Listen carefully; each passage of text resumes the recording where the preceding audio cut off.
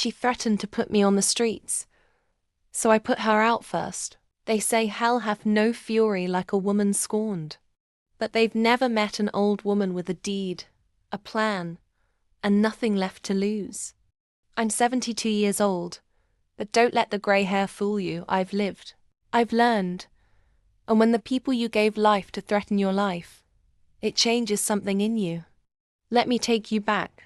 My daughter and her husband have been living in my house for nearly 3 years. Rent-free. Food. I cooked. Bills. I paid. All I asked was for respect. Instead, one night during a minor argument about her husband's laziness, my daughter turned to me, eyes cold, and hissed, "You better start respecting my husband. Keep talking, and you'll find yourself on the street." Imagine that. In my own house. I didn't shout. I didn't cry. I simply smiled, nodded, and went to bed. But I didn't sleep. That night, something inside me snapped, and something else woke up. The setup. The next morning, I began my quiet revenge. Within a week, I sold the house my house to a private buyer. A lovely young woman named Sarah, who reminded me of myself at her age. Smart, quiet, and efficient. I made one condition in the sale. I'd be allowed to rent the small guest suite in the back, and once the paperwork was signed, I'd need her to formally evict the current residents within 30 days. She agreed. My daughter and her husband came home to an eviction notice posted on the front door. I watched from the garden as they read it confused, then furious. They burst in, demanding to know what was going on. I simply pointed at the name on the deed. Not mine anymore. Not theirs either. "You said I'd be on the street," I said sweetly. "Turns out you are." But I wasn't finished.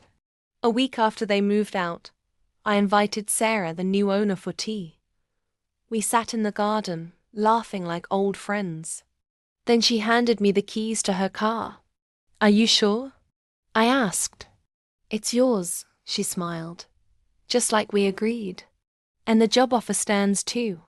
You'll be managing all 6 of my properties now.